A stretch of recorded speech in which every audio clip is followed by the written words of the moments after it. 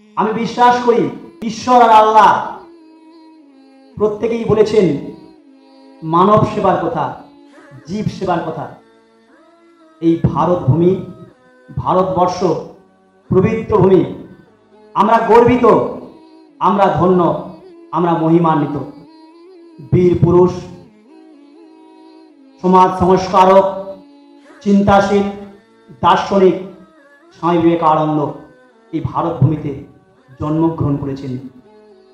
তিনি মানব সেবার বাতাবরণ তৈরি করে শুধু বাংলা মাকে নয়, শুধু ভারত ভূমিকে নয়, ভারত মাতাকে নয়, সারা বিশ্বব্যাপী সেবা ধর্মের কথা বলে তিনি সমগ্র বিশ্ববাসীকে একটা দিশা দেখিয়েছিলেন।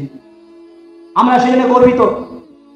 এই ভারতবর্ষে শ্রী শ্রী ঠাকুর রামকৃষ্ণ পরমহংসদেব জন্মগ্রহণ করেছিলেন, যিনি বুঝেছিলেন এবং বলেছিলেন সর্বধর্ম সমন্বয়ের কথা, যিনি বলেছিলেন যত মত এবং তত পথ। এই ভারতবর্ষ সেই ভারতবর্ষ যে ভারতবর্ষের পূর্ণভূমিতে বিচরণ করেছিলেন প্রেমের ঠাকুর শ্রী চৈতন্য, যিনি বলেছিলেন মেরেছ কলসির কানা, তাই বলে কি প্রেম দেব না। এই ভারতবর্ষ সেই ভারতবর্ষ যে ভারতবর্ষের মাটিতে বিশ্বকবি রবীন্দ্রনাথ ঠাকুর জন্মগ্রহণ করেছিলেন, আমরা সেজন্য গর্ববোধ করি। তেমনিভাবে এই ভারতবর্ষে যিনি কবিতার মাধ্যমে বলেছিলেন একই বৃন্তে দুটি কুসুম, হিন্দু মুসলমান, মুসলিম তার নয়নমণি, হিন্দু তাহার প্রাণ, কাজী নজরুল ইসলাম। এই ভারতবর্ষে যেমন গীতা হিন্দুদের ধর্মগ্রন্থ, তেমনি কোরআন মুসলিম ধর্মের পবিত্র ধর্মগ্রন্থ, বাইবেল খ্রিস্টানদের ধর্মগ্রন্থ। এই ভারতবর্ষে যদি স্বাধীনতা আন্দোলনের কথা বলা যায়, যেমনি জাতির জনক, জাতির স্রষ্টা মহাত্মা গান্ধী অহিংসার কথা বলেছিলেন, এককালে মারলে আর এককাল বাড়িয়ে দেওয়ার কথা বলেছেন, তেমনি মৌলানা আবুল কালাম আজাদ ভারতবর্ষের স্বাধীনতা আন্দোলনের অন্যতম পুরোধা এবং যোদ্ধা ছিলেন।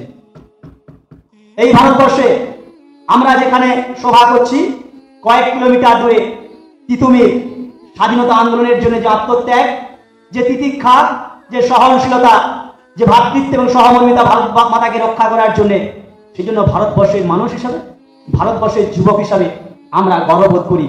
তিনি কোন ধর্মের মানুষ এটা বিচার্য বিষয় নয়।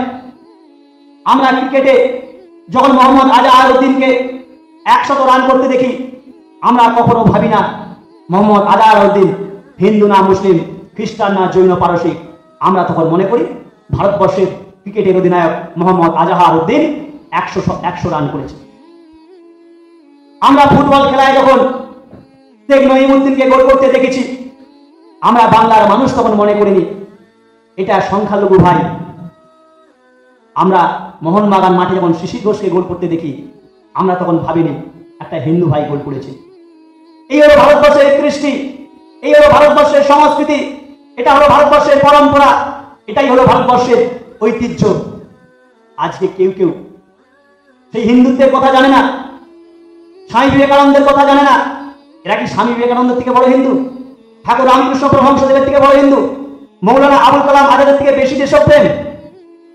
ভারতবর্ষকে, ভারতবর্ষের ঐক্য, ভারতবর্ষের গণতন্ত্র, ভারতবর্ষের ধর্মনিরপেক্ষতা, ভারতবর্ষের সার্বভৌমত্বকে যারা সুকৌশলে ষড়যন্ত্র করে, চক্রান্ত করে বিনষ্ট করতে চাইছে, আমরা জাতি ধর্ম বর্ণ নির্বিশেষে আপামর ভারতবাসী আমরা এটা প্রতিহত করব, আমরা রুখে দেব। এই অপ্রয়াস, এই অপচেষ্টাকে কখনোই আমরা ফলপ্রসূ হতে দেব না। কারণ ভারতবর্ষে পরধর্ম সহিষ্ণুতার কথা যুগে যুগে মহাপুরুষরা বলে গেছেন।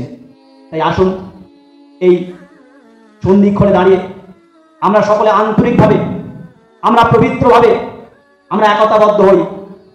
কালীবন্দী যখন শঙ্খধ্বনি হয় তখন যেমন আমরা গর্ববোধ করি, অনুদয়ের সূর্যতে যখন আজানের শব্দ হয় তখন আমরা গর্ববোধ করি। এটাই ভারতবর্ষের কৃষ্টি, এটাই ভারতবর্ষের সংস্কৃতি, এইটাকে আমরা অটুট রাখবো। আসুন আমরা আন্তরিকভাবে ভারত মাতাকে রক্ষা করব, ভারতবর্ষের সাম্প্রদায়িক সম্প্রীতি, ভারতবর্ষের গণতন্ত্র, ভারতবর্ষের ধর্মনিরপেক্ষতা রক্ষা করব এবং বিচ্ছিন্নতাবাদের বিরুদ্ধে, সন্ত্রাসবাদের বিরুদ্ধে আমরা একতাবদ্ধ হয়ে লড়াই করব। আসুন আমরা সকলে ভারতবাসী, ভারতবর্ষ আমাদের মা, ভারতবর্ষ আমাদের জন্মভূমি, কোরআন আমাদের পবিত্র ধর্মগ্রন্থ, গীতা আমাদের পবিত্র ধর্মগ্রন্থ, আমরা এই কথাকে স্মরণ রেখে আমাদের ভ্রাতৃত্ব, আমাদের সহিষ্ণুতা, নিজের ধর্ম যেমন শ্রদ্ধার সঙ্গে পালন করব, অপর ধর্মকে তেমন শ্রদ্ধা করব, এই কথা বলে অনেক গুণীজন আছেন, সকলকে বক্তব্য করার সুযোগ করে দিয়ে সকলের জন্য ঈশ্বর এবং আল্লাহর কাছে প্রার্থনা করি, হে ঈশ্বর আমাদের মধ্যে সুচিতা দাও, হে আল্লাহ আমাদের মধ্যে সুচিতা দাও, পবিত্রতা দাও, আমাদের মধ্যে ত্যাগ দাও।